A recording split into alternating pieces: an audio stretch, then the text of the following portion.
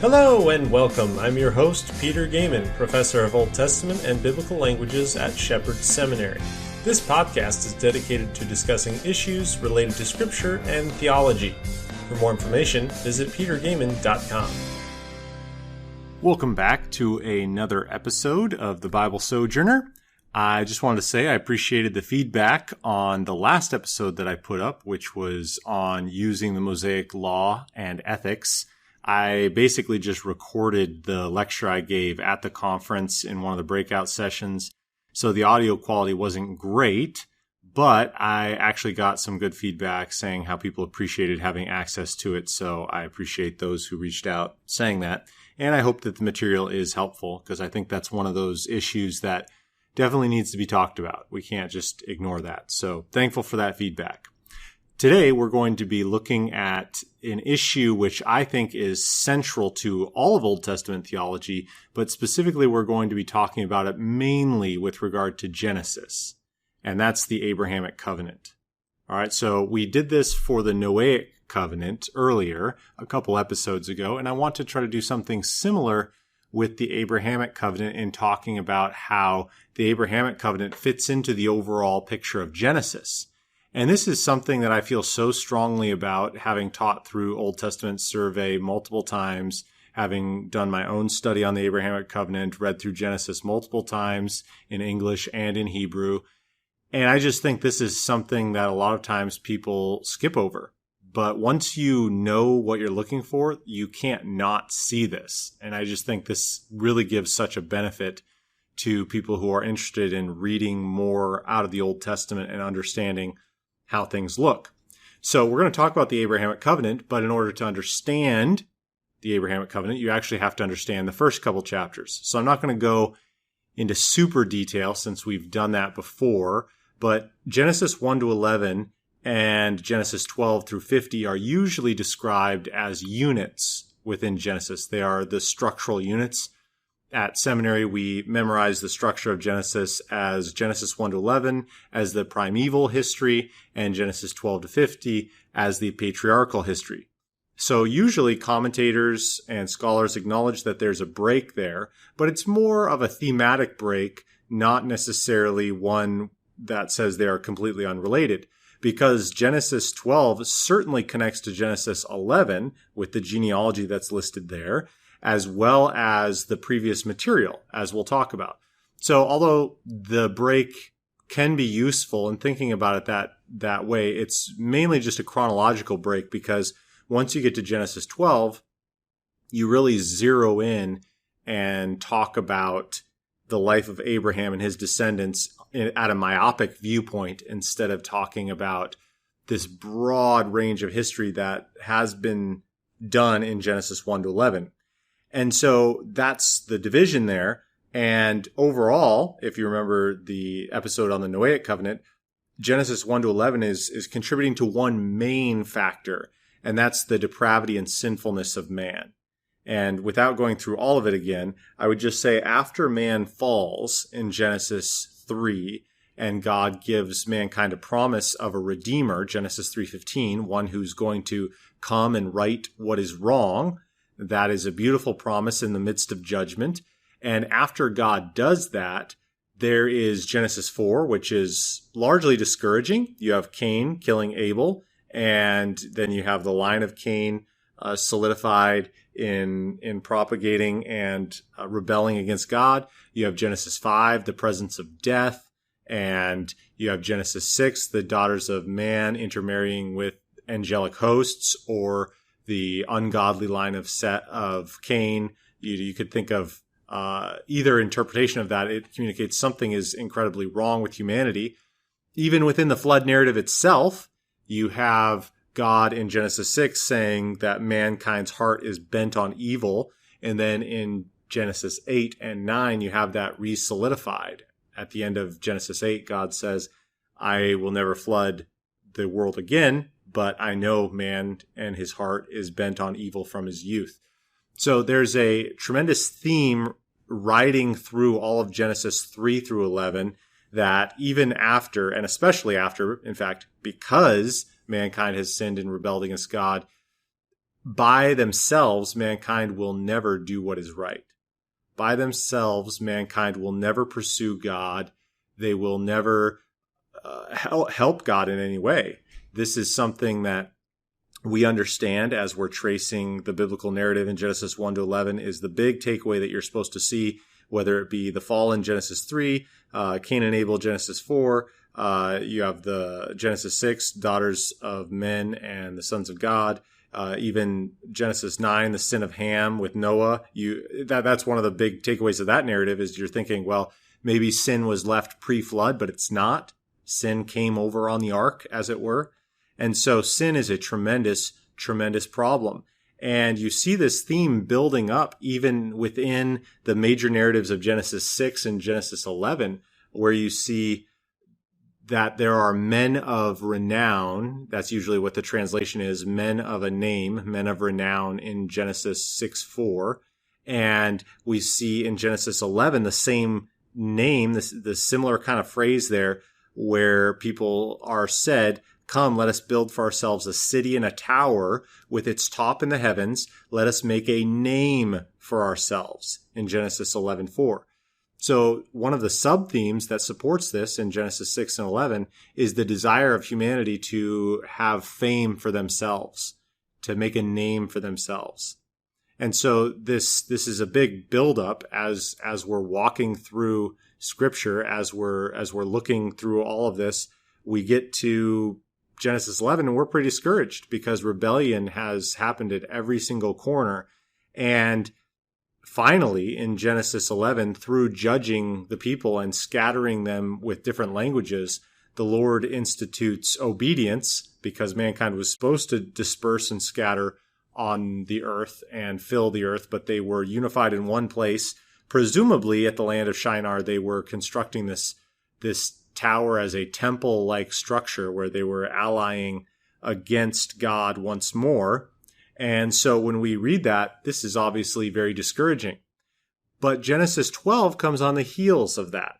And so here you have God intervening in human history, right? So God is intervening in human history and selecting someone who is no better than anyone else, by the way. In fact, one of the passages to reference here is Joshua 24 at the beginning of the chapter.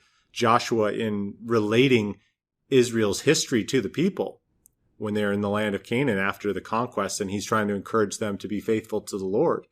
Joshua reminds them that God selected Abraham, and Abraham was an individual who was worshiping other gods. That's how Joshua describes him. So it's not as if Abraham was a unique God follower and God said, I will reward you and call you out for myself. No, Abraham was called out from a pagan culture. God chose him not because of goodness, not because of might, not because of nobility, but God chose him because he wanted to. And so that's one of the deep mysteries of God is why Abraham, why not anyone else? But God chooses Abraham, who is at this point called Abram, but I'm just going to keep referring to him as Abraham just for ease of reference. And God intervenes in human history and selects Abraham and says, go out from your country, your kindred, your father's house to the land that I'll show you. This is Genesis 12. And then in verse 2, he says, I will make you a great nation, and I will bless you, and I will make your name great. And so if you don't see the connection between the theme there in Genesis 11 and Genesis 6, you can't be helped, right? This is obvious in your face. Hey, mankind has been struggling to produce recognition, fame, a name, and I'm going to give that to you unilaterally. This is how you do it. The Lord has chosen to make your name great in contrast to those who have been selfishly pursuing their greatness. I am going to make your name great, Abraham, for my purposes and for my glory. And so this is a beautiful, beautiful structural connection here between the first parts of Genesis and Genesis 12. So backing away a little bit here and talking about this, one of the things that scholars have observed, and I completely agree with this, is that structurally Genesis 12 is an amazing focal point here where the story, the history Revelation turns. I mean, you can obviously tell just reading through Genesis, it's not as if the content necessarily changes, but you have this microscopic viewpoint into human history. God intervenes and sets Abraham apart in a very special way, makes a covenant with him that is very unique, right? And did not exist prior. Okay, so the Abrahamic covenant did not exist prior. This is a new covenant that God gives with Abraham and his descendants. And so there are a lot of things that set this apart. And what this seems to indicate that then is that Genesis 12 is essentially the answer to what has been wrong in the first chapters of Genesis. So Genesis 3 through Genesis 11, we've been struggling as humanity. We just have not been helping at all. There's just no hope for humanity as we read Genesis 3 through 11, but God intervenes. And that's where we have a major, major shift. And so, of course, our hope relies on God completely then. And so the Abrahamic covenant is a large part of this new hope that we have in God. And so as humanity then, the Abrahamic covenant focuses on Abraham and his descendants, but it's not just for Abraham and his descendants. Notice how God continues to explain what he's going to do. He says, I'll make your name great so that you will be a blessing. And I will bless those who bless you, and him who dishonors you I will curse. And in you all the families of the earth shall be blessed. And now that's a really important phrase there, is that in you all the families of the earth will be blessed. And that phrase is repeated periodically throughout the Old Testament, actually, as a reference to Abraham's role and the covenant that God makes with him, and even connection to the Messiah. And Paul himself makes that connection in Galatians. So we have here, even in the very outset of the Abrahamic covenant, a connection to a broader plan of even Genesis 3:15, how the Messiah is going to come, this individual who's going to right what is wrong. Well, now we're told that that individual is going to be associated somehow with Abraham and his family, right? But there's so much more about this Abrahamic covenant than just the Messiah, right? And I'm not downplaying the fact that the Messiah's role is going to be heavily involved with this family. That's obvious throughout the discussion of the Abrahamic covenant. But the richness of the Abrahamic covenant is really just amazing and marvelous and beautiful with regard to the story of Genesis alone. And that's one of the things that I'm very passionate about is trying to teach students about the connection between the Abrahamic covenant and how you read Genesis as a whole. Okay, so one of the things I want to point out right away is that some people would argue that there are multiple covenants God makes with Abraham. One of the most well-known scholars who talks about this is T. Desmond Alexander, and I have my students read his book on the Pentateuch in a master's level class, and I think he does a fantastic job with his book. I just don't agree with him when he thinks that there are multiple covenants with Abraham. He would divide the Abrahamic covenant as we see it, say, in Genesis 12 and 15, with a different covenant in Genesis 17, which he would call the covenant of circumcision. And you have Stephen in Acts 7 making a covenant or making a reference to a covenant of circumcision. So some scholars do say that there are two covenants there, that you have the covenant God makes with Abraham, Genesis 12, Genesis 15, but then you have another covenant that God makes in Genesis 17. But I don't think that that's accurate. I think that Genesis 17 is both thematically connected with the prior discussion of the Abrahamic covenant and also connected theologically throughout the Old Testament. So, for example, one of the big passages to study with regard to this is Psalm 105, because in Psalm 105, in the discussion of Israel's history, there's only one reference, or there's a reference to only one covenant. So in Psalm 105, 8 through 10, for example, in reference to the historical past, God's relationship with Israel, it says he remembers his covenant, singular, forever, the word that he commanded for 1,000 generations. The covenant, singular, that he made with Abraham. And then it says his sworn promise to Isaac, which he confirmed to Jacob as a statute, to Israel as an everlasting covenant. So in other words, this same promise was given to Abraham, to Isaac, and to Jacob, and it's one covenant. right? So historically, that's been the main view. And although there are other individuals who try to see two, I just think it works way better both in Genesis itself as well as holistically the scriptural discussion about the singular covenant that God made with Abraham. And believe me, when I was in seminary, I really wanted to have two covenants with Abraham because I was really excited about that because I'd not heard that before. And I thought that might be pretty cool to argue for, but you just can't make it work. I don't think so. So I don't think there are multiple covenants with Abraham. I think there's just one. Psalm 105 talks about that. Other scriptures talk about that. And what do we see in this covenant? Okay, now this is something that I've mentioned before on the podcast, and this is drilled into every Bible student's mind, is the components of the Abrahamic covenant are land, seed, blessing. Okay, those three components are the foundational principles and guideposts of the Abrahamic covenant, is land, seed, blessing. Now, there are multiple passages which discuss the Abrahamic blessings and land and seed promises and some focus on one aspect, some focus on another, but those are the three components. You see a reference to all three in Genesis 12. Genesis 13 focuses mainly on land. In Genesis 15, you have another discussion of land and seed. And then you have in Genesis 17 a focus on all of those again. And then in Genesis 22, you have a summary statement that's given all of those passing references as well. And so you see throughout the scriptures these references to these themes, land, seed, and blessing, that are built into the Abrahamic covenant. When God makes this promise with Abraham, he makes it promising these three components. I will give you land.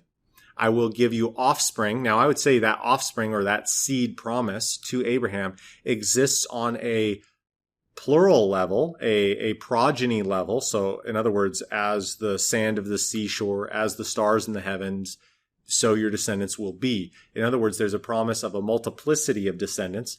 But this is something that's been well established as well, is that within the Abrahamic covenant itself, in some of these passages, I think that there is a reference to an individual that's going to come as well. And that seems to be found in multiple places. Maybe the easiest reference there would be in Genesis 22:17. And in Genesis 22:17, we're told that God says, I will bless you. I will surely multiply your offspring as the stars of the heavens, as the sand that is on the seashore, and your offspring, so that's the same word for seed there, your offspring shall possess the gate of his enemies. Now, I think this is actually the same place that Paul has in mind in Galatians, where he says, now he did not say offsprings, but to offspring. So in other words, Paul was saying that God had made a reference to a singular entity, a singular seed, which was Christ. And I think that that's what he has in mind in Genesis 22:17. That seems to be the passage that most scholars and I myself would identify with what Paul is zeroing in on there for his biblical theology. So there is a promise of an individual offspring that's going to come, and he will possess the gate of his enemies. But you also have a plurality promised as well. And then you have land, and those specific boundaries are given in Genesis 13 as well as in later passages. And then you have the specific covenant itself established in Genesis 15. Okay? Now that's just a survey of the blessing, the seed, the land, seed, blessing, how that is formulated in the covenant itself. But now the main point, basically the entire point of this podcast, is to highlight how understanding the Abrahamic covenant like that as a paradigm then allows you to interpret the narratives as you continue to read. From Genesis 12 on, when you understand the Abrahamic covenant, you begin to see how this covenant is being implemented in the narratives and how it impacts our reading. Now, one thing that's often downplayed about the Abrahamic covenant, and I saved the best for last just because it's downplayed, is that built into the Abrahamic covenant is the reciprocal blessing or curse. Okay, reciprocal blessing or curse. And how does the reciprocal blessing or curse work? how somebody treats Abraham or his offspring will reciprocate to them. So blessing for blessing, cursing for cursing. So this is found in Genesis 12:3. So God says, I will bless those who bless you. So there's a singular idea here in what follows is, in other words, in Genesis 12:3, anyone who blesses you, I will bless them. And anyone in verse 3 who dishonors you, I will curse. Now, some translations, which this is a downside, but some translations actually translate him who curses you, I will curse, but there are actually different words here. And so I like that the ESV differentiates by saying him who dishonors you, I will curse. Because the word for dishonor here, the first word for cursing, is a slightly less term. It's not as significant. It's not as intense as the other cursing. And so the point is that if anyone mistreats you, if anyone dishonors you, it could be little. It doesn't have to be coming up with a full-blown hex or a curse. But if anyone dishonors you, because you are my people and you deserve to be honored. But if anyone dishonors you or doesn't treat you the right way, then I will curse that individual or that nation or whoever, right? So this is built into the Abrahamic Covenant then, is this reciprocal blessing or curse. All right. Now, immediately then, you start to have dividends if you have your mind paying attention to this. Immediately in Genesis 12, we are told about a story where there's a famine in the land. And so Abraham goes down to Egypt to sojourn there. Now, Abraham, he doesn't really impress us with his abilities to obey the Lord, be a man of integrity, etc. There is a lot to be desired in Abraham's life. That's okay. Again, just a reminder, Abraham's not perfect. He's not one of those individuals that is necessarily a model for us with regard to daily life, right? That's something that we understand. So he goes down to Egypt and he lies to the Egyptians, saying that Sarah, at this point, her name is Sarai. Sarah, his wife, is actually his sister. And so they spread that lie. And in verse 15, we're told, when the princes of the Pharaoh saw her, they praised her to Pharaoh, and the woman was taken into Pharaoh's house. And so he dealt well with Abraham. He had sheep, oxen, male donkeys, male servants, female donkeys, and camels given to Abraham. But here's the thing. Now, the question is Pharaoh intentionally mistreating Abraham by taking his wife? No. But God still afflicts and punishes the Pharaoh because of his mistreatment, dishonoring of Abraham. And so in verse 17, we see that the Lord afflicted Pharaoh and his house with great plagues because of Sarah, Abraham's wife. So Pharaoh called Abram and said, "What is this you have done to me? Why did you not tell me that she was your wife?" And so what ends up happening is Pharaoh then says, obviously I've done what's wrong, and I see that because of the judgment that I'm receiving from the hand of the Lord. And so Pharaoh gave men orders concerning Abraham, and they sent him away along with his wife with everything he had. So right away, him who I bless, or whoever blesses you, I will bless, and whoever dishonors you, I will curse, right? This is an incredible highlight with regard to how the narratives of Genesis unfold. Now, you might say, well, that's just one thing. It's following immediately after the Abrahamic Covenant. That makes sense. But it actually goes beyond that, because in Genesis 13, we see the same kind of thing. Here is a story about Abraham and Lot separating. And in Genesis 13, the interesting thing is that the big question is, what are you going to do, Abraham, when we find out that Lot and Abraham can't coexist because they have too much going on here? What are we going to do? Well, Abraham does a good job, I think, here in trusting God and telling Lot, you choose wherever you go, the Lord will take care of me. In other words, he gives Lot first choice because he knows that God has promised to take care of him. And so after Lot chooses what he thinks is the best, the Lord then says, yes, you are correct. I am going to take care of you because of the covenant. And so then in verse 14 through 18, God tells him, the land, all this land, whatever you can see, wherever you walk, that's what I'm going to give to you. And so it's just a reaffirmation. This is, I think some commentators have called Genesis 13 the first test, if you will, the first test to what's going on, and how will Abraham respond given that God has promised him land and blessing and provision. How is Abraham going to think through this? Well, something similar in Genesis 14. God has promised that Abraham will be a great nation. Well, one of the interesting things about Genesis 14 is that you actually see Abraham going toe to toe with these kings of the land. You have this war being described in Genesis 14. You have all of these kings. The king of Goyim, the kings of Sodom, you have the king of Gomorrah, you have the king of Admah, the king of Zeboim, the king of Bela, which is Zor. All of these kings are existing, are fighting, and Sodom and Gomorrah are taken, or at least the opposing army emerges victorious. Lot is captured along with his family.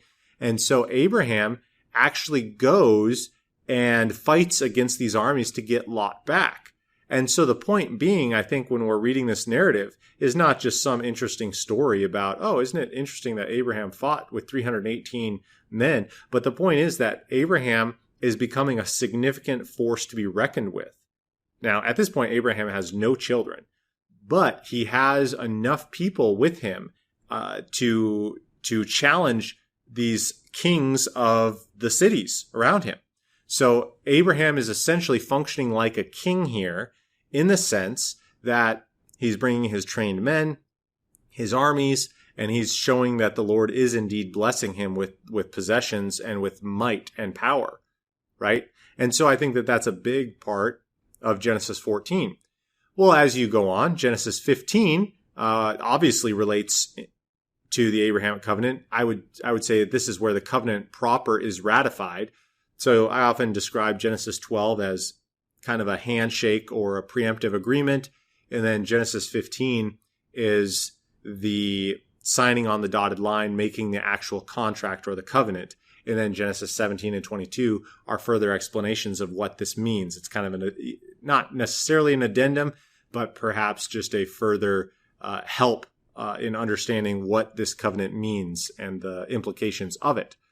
So Genesis 15 obviously relates to the Abrahamic Covenant. And even in Genesis 15, we have both the promise that Abraham and his descendants, since Abraham will be dead, are going to go to Egypt, and they're going to sojourn there for 400 years, and then God will bring them out in faithfulness to his promise. And as part of this chapter, you have a reiteration of the land promise in verses 18 through 21. He says, "To your offspring I give this land from the river of Egypt to the great river, the river Euphrates." That's very specific boundary markers, right? Very specific boundary markers, which Israel is being granted by God. And so this is an integral part of the covenant. From the river of Egypt to the river Euphrates, the land of the Kenites, the Kenizzites, the Cadmonites, the Hittites, the Perizzites, the Rephaim, the Amorites, the Canaanites, Girgashites, and the Jebusites. So all of these are to belong to Israel. So this is a very extensive, voluminous land that God promises. And then you have in chapter 16 a relationship issue because Abraham and Sarah don't know where their promised child is going to come from. And so they kind of formulate this plan to use a maidservant, an Egyptian maidservant.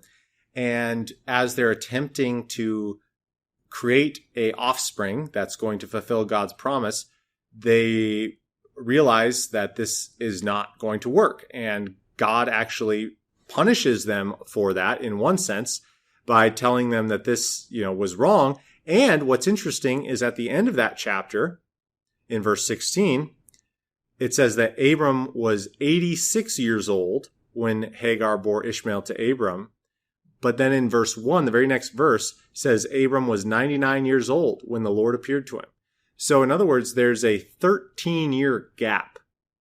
There's a 13-year gap between the last verse of chapter 16 and the first verse of chapter 17. And it seems that God is kind of giving him the silent treatment And I think this was now obviously you were reading between the lines, right? There could be constant communication that we're just not told. As scripture relates the story, there's the silent treatment here where Abram must have been wondering whether or not God was going to be faithful to his promise, saying, okay, God had made a covenant with me, but did I just blow it by trying to do my own thing to raise up an heir that God could use out of my own volition? And so now God comes back and says, I am God Almighty, walk before me, be blameless. I have made my covenant with you, and then this is the sign. And so he institutes the sign of circumcision. So this is the covenant remix or rehashing and the giving of the sign of circumcision. What's also important here is that this is the first reference you have in the Abrahamic Covenant, although it's repeated later on throughout Genesis, in verse 6, where God promises that nations and kings will come from Abraham. So again, this isn't just going to benefit Abraham and his offspring, but there's also going to come other nations and other kings that come from Abraham, right? So there's a royal nature to this covenant. God is promising that I am going to make your name great. There's going to be significant people that come from you. Now, as we go on throughout the narratives, and here I have to kind of nitpick, one of the things we could do is we could go into exhaustive detail on this, and I think what you would see is that the Abrahamic Covenant continues to provide a appropriate paradigm through which we can view these stories, but I'm just going to nitpick a little bit just to highlight some of the easy ones to see. So in Genesis 18, we have the Lord and two angels visiting Abraham, and what we see though is that God gives Abraham insight into what he's going to do because of his relationship with Abraham in the Abrahamic Covenant. So in verse 17 of chapter 18, the Lord says, "Shall I hide from Abraham what I'm about to do, seeing that Abraham shall surely become a great and mighty nation, and all the nations of the earth shall be blessed in him?" See, that's the reference that we saw in Genesis 12:3. Here it is again. So God's saying, since all the nations of the earth will be blessed in him, since he has this privileged relationship with me, should I not reveal to him what I'm about to do? In verse 19, he says, "For I have chosen him that he may command his children and his household after him to keep the way of the Lord by doing righteousness and justice, so that the Lord may bring to Abraham what he has promised him." So the Lord reveals that he's going to judge Sodom and Gomorrah because of their sin. And then what we begin to see is that Abraham intercedes for Lot, for the righteous, in Sodom and Gomorrah. And so this is another one of those pictures where the role of intercessor begins to be portrayed and understood. At this point in biblical history, we don't really have a very good handle or a picture on what an intercessor can do and how somebody can stand in between God and his judgment and those who are about to be judged and plead on their behalf. And so because of Abraham having a privileged role, he is literally the chosen one. I use that term because the Bible uses it in verse 19 there. Because God had chosen him, God gives him a special role and a responsibility and a privilege to be able to stand in front of others and plead on their behalf. And so this is something that Abraham does, and he does so passionately, and unfortunately, what we quickly find out is that there are not righteous people other than Lot in the city of Sodom and Gomorrah. Well, we continue on. As we march through the narratives, we see these themes picking up time and time again. Now we see Genesis 20, where it's a similar story to Genesis 12, where you have Abraham lying along with Sarah, his wife, to Abimelech, the king of Gerar, saying that Sarah is his sister. And so God comes to him in a dream and says, "I'm about to kill you all." And Abimelech says, "Whoa, wait a second. Why would you kill an innocent people? He's the one who told me that she was his sister." And so God says, "Yes, I know that you did this in the innocence of your heart. Like this was not something that you intentionally did, but I am still judging you because remember, this is the Abrahamic Covenant. Those who dishonor you, I will curse. And so this is a big part. Abimelech didn't know that's what he was doing, but now he's about to receive judgment. And so he quickly goes to Abraham, and that's what God tells him to do, is go and have Abraham intercede for you because he's a prophet. So again, this special relationship is that Abimelech, if you want to live, you better get Abraham to intercede for you, right? Abrahamic Covenant. And so Abraham does intercede, and you see that at the end, in verse 18 of chapter 20, we're told that the Lord had closed all the wombs of the house of Abimelech because of Sarah, Abraham's wife. So judgment had taken place. There was judgment being invoked upon the people of Gerar because of their mistreatment of Abraham and his family, right? So this shows up all over the place. Now, even in Genesis 21, we see the birth of Isaac. It's framed as a continuation of the Abrahamic Covenant. The Abrahamic promise is given to Isaac. It's repeated to Isaac. In Genesis 22, we see what many theologians have labeled the final test of Abraham, where he's given the test of, will you kill your son because I tell you to, by faith. And so Abraham goes through with that test. And so the Lord blesses him and tells him exactly what the covenant is going to mean. In verse 17, there's a repetition of that. Now in Genesis 23, you have another narrative where this one kind of is strange because we're told about the death of Sarah. But the death of Sarah is actually a circumstance in which Abraham gets land from the Hittites. He's able to buy land to bury Sarah, and now he owns land in the land of Canaan. So the Hittites sell him land. And so this is you might say, well, why is this story included here? Well, because this is a record of God being faithful and giving the first part of the land to the people. Okay, so again, it fits in with the Abrahamic Covenant, the paradigm of what God had promised. It's being fleshed out in the narratives. Well, in Genesis 24, we have another similar aspect here. You have Rebekah being chosen as a wife for Isaac. You know, I probably have seen Genesis 24 mentioned most often with regard to dating. It's often pictured as this is what you do to date. Make sure you pray these prayers and ask God to, show you a woman who can bench, 200 pounds or something like that. I don't know. Whatever. That's probably, I say that because in Genesis 24, Rebecca's quite the woman, and she, gets the water for all the camels and things like that. That's not an easy task. But regardless, that's not the main point of Genesis 24. Genesis 24 is a part of the thread which is expositing the Abrahamic promise. And even in the story itself, you have the people blessing Rebekah, and listen to what they say. Our sister, may you become thousands of 10,000s, and may your offspring possess the gate of those who hate him. So again, very similar phrase there, which has been found in all of these Abrahamic proclamations, where your offspring possesses the gate of those who hate him, or the gate of his enemies.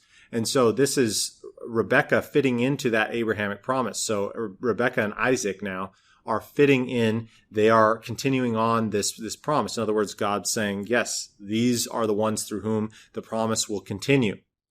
Now, we can continue on. Obviously, we have to kind of fast forward for sake of time. Genesis 35, the Abrahamic promise is repeated to Jacob.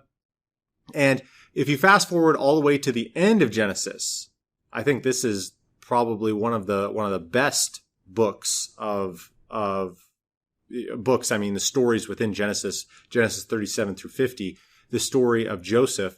It's a very elongated section, but it's not just, and this is where sometimes people are all about following, the example of Joseph. They love to think of him as somebody who's supposed to be highlighted or mimicked, or somebody who is worth emulating.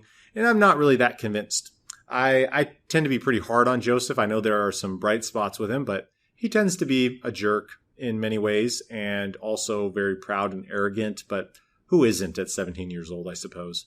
So Joseph has some problems, but that's not even the point. The point is not to just use Joseph as a paradigm or evaluate on the basis of him. the point of the story of Joseph in Genesis 37 through 50 is all about God's faithfulness to the Abrahamic Covenant in preserving the people of Israel.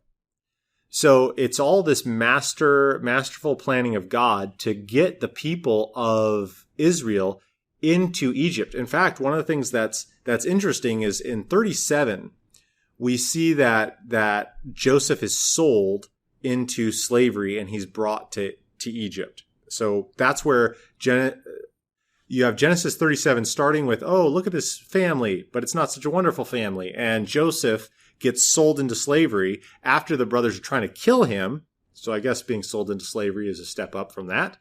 Thank you, Reuben. But Joseph is sold into slavery. And what ends up happening then is you have this weird in-between chapter in Genesis 38, which some people are like, what in the world? Now we have this story about Judah, and Judah sees a certain daughter of a Canaanite whose name was Shua, and he took her and conceived and bore a son. And what in the world's going on?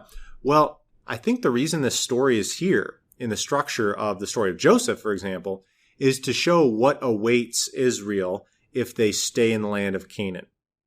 Is that what is going to happen? Here you have Judah, and he's intermarrying with a Canaanite. That is a no-no, right? You give Israel enough time, maybe within a couple generations, you won't be able to tell Israel apart from Canaanites. In fact, that's actually what happens to the Philistines, by the way, is that the Philistines, they come from across the Mediterranean, they land on the coastal plain there of Israel, and people who have done DNA testing on the bones of the Philistines there in the cities of Gath and Ashkelon and the other Ekron and the other Philistine cities, they have determined that within a few generations, the DNA was completely intermixed with Canaanite DNA. And so there was hardly any genetic difference. That doesn't mean that they didn't keep their same cultural identity and cultural persuasion, but DNA-wise, the Philistines readily mixed with the Canaanites very quickly. And so the same fate would most likely await Abraham and his descendants at this point, Jacob and his 12 sons. There aren't very many of them, right? 70 are are the ones who are said to go down to Egypt. So this is what awaits the Israelites if they wait in the land of Canaan. They will be intermarried with the Canaanites and lose any kind of special identity that they have been given. And so the Lord then orchestrates this narrative to rescue Israel out of this opportunity, out of this problem, and puts them in Egypt, where there's a incubator status that awaits them. So being in Egypt, the Egyptians were told multiple times in this Joseph narrative that it was an abomination to be a shepherd to the Egyptians, and the Egyptians wouldn't even eat with the Israelites. And so this was a perfect place for the Israelites to stay separate and segregated and to grow and develop as a nation instead of being intermarried and lose their identity. They were placed in Egypt. They had plenty of land and resources to be able to grow as a nation and populate. And so they go down as 70 or 75, we're told, depending on which variant you take. And also they develop into probably 1.5 million if we give a low estimate of when they come out in the Exodus.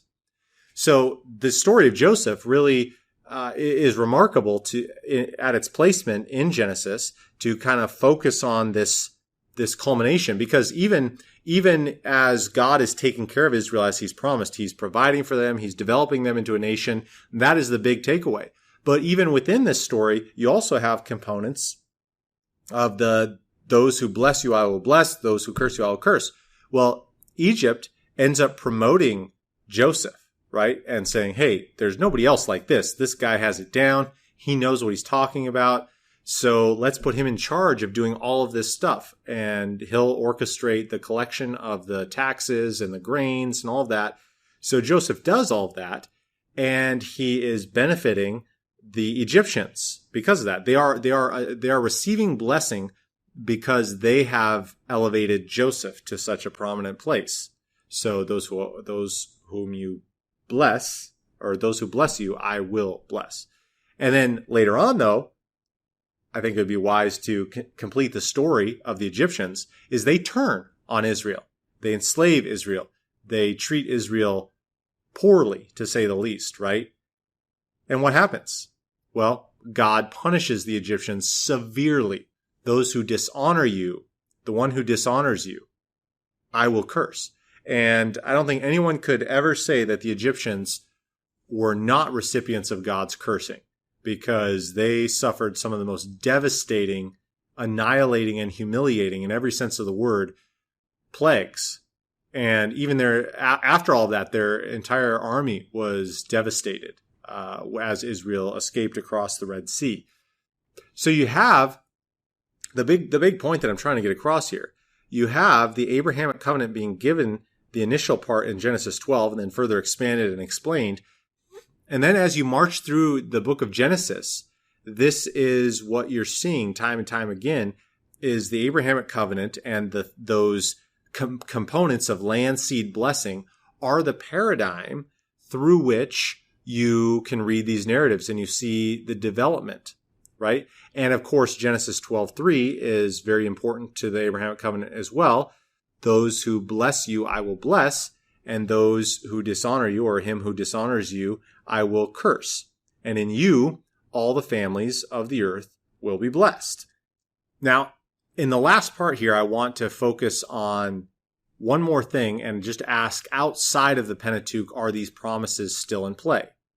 And I would say the answer is obviously yes. We could look in Joshua and see the connections to the Abrahamic Covenant where God is saying, this is the land that I'm going to give you, but not all of it is taken yet. And then in Judges, it says that the people did not take all the land that God had promised them, etc. There are themes that we could trace through that. We could even trace it into Samuel and into Kings and into the Psalms. So obviously the Abrahamic Covenant is a very, very powerful theme throughout Scripture. But one of the things I want to throw out there is Ezekiel 25, which I think is a really helpful passage with regard to the punishment of another nation. And in Ezekiel 25, we're given a prophecy against Ammon, Ammon, Ammon. And the Ammonites, they get the prophecy from Ezekiel, and this is what it says in verse 3. It says, because you said, aha, over my sanctuary when it was profaned, and over the land of Israel when it was made desolate, and over the house of Judah when they went into exile. Therefore, behold, I'm handing you over to the people of the east for a possession, and they shall set their encampment among you, and make their dwellings in your midst. And then it talks about the destruction that God's going to continue to reap upon them. And then this is the culmination of the prophecy. Because you have clapped with your hands and stamped your feet and rejoiced with all the malice within your soul against the land of Israel. Therefore, behold, I have stretched out my hand against you, and I will hand you over as plunder to the nations. Well, what we see here in the prophecy is that God is targeting the Ammonites simply because they rejoiced that Israel was destroyed. And you might say, well, Israel was judged by God, and God prophesied that that was going to happen. And it was completely an element of justice that happened. So in other words, Israel deserved it. God said they deserved it.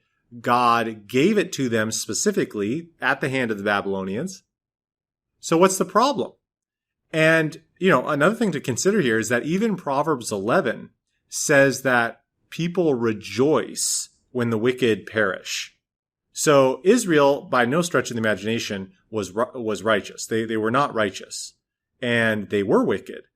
So why would it not be allowed to have rejoicing when Israel perishes, when the temple is destroyed, when the people are made desolate? Why is that not okay? Well, the reason it's not okay is because these are God's chosen people. It would be like rejoicing in a family, rejoicing that your older brother has received some significant punishment. That's just not right, because he's near and dear to the family. He's the firstborn. He's the one that is supposed to be a leader. He's the one who's given a special task by God to fulfill, and he hasn't fulfilled it. And so it's not something to cheer over. It's something to weep over and to lament over. And so, again, I call to mind the Genesis 12:3, right? Those that dishonor you, those that mistreat you, those I will curse.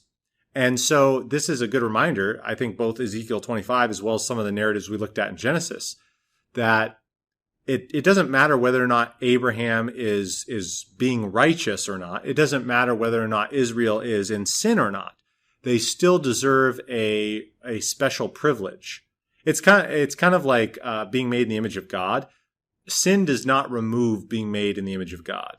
Everyone deserves to be treated with honor and dignity as befitting of those who are made in the image of God. Well, in a similar sense, Israel as a nation is given a special role in the plan of God as a recipient of the Abrahamic Covenant. And so that is supposed to be recognized by individuals and nations. And here you have the Ammonites being judged not because they participated in attacking Israel or anything like that, but that they simply rejoiced that Israel was suffering. That was their sin against Israel. And so that's what God is judging them for, is that they were dishonoring Israel, and so that they are receiving God's curse. And so I think that's a sobering reminder. Now, I would ask, is the Abrahamic Covenant still in operation today? And I would argue it is. Lots of people would agree that it's still in place, but they would often try to change it. Though I would argue that Paul says in Galatians 3:17, the giving of another covenant doesn't nullify the Abrahamic Covenant. So I don't think you can change it. I don't think you can end it. I think the Abrahamic Covenant is still in play. And remember, that means the land, seed, and blessing components are still in play with the Abrahamic Covenant. And so I think that there remains a lot of applicability of the Abrahamic Covenant. And I think that includes even the Genesis 12:3. I would say, this is a brave thing of me to say, I suppose, but I would say that's one reason why America has received blessing is not because we've been righteous. We have not been righteous. America has been very terrible in many ways. But I'm happy to live here. I think it's the best nation on the planet. But one of the things I think that America has done right has been supporting Israel positively. And I think that has been something that God has blessed America for. And I think that would coincide with the Abrahamic Covenant. And I'm not saying that Israel is perfect in what they're doing, and I'm not saying they are a secular state. They're in disobedience and rebellion to God. But I do think that there is an element where how a country relates to Israel is a conduit of blessing still. I think that still is in play with regard to the Abrahamic Covenant. So in any case, even if you don't agree with that point, I think it's still obvious how the Abrahamic Covenant functions as an interpretive paradigm in Genesis, showing how the stories are illustrating and expanding our understanding of the relationship between God and his special people. So the Abrahamic Covenant, once it comes on the scene in Genesis 12, then the later narratives, almost all of them, I mean, I'm not saying there aren't exceptions there, but many of those stories then are picking up on the Abrahamic Covenant themes and are fleshing those out. And if you aren't aware of the Abrahamic Covenant and you don't have a good understanding of exactly what that means, you're going to miss out on the significance of some of these narratives in Genesis. Well, I hope that's been helpful for you. You can always reach out to me through the contact form on my website, petergaiman.com. You can also access blogs and articles that I've written there, as well as subscribe to my weekly newsletter there. If you want more information on the Shepherds Seminary, you can visit shepherds.edu. Until next time, may the Lord bless you and keep you, and make his face shine upon you.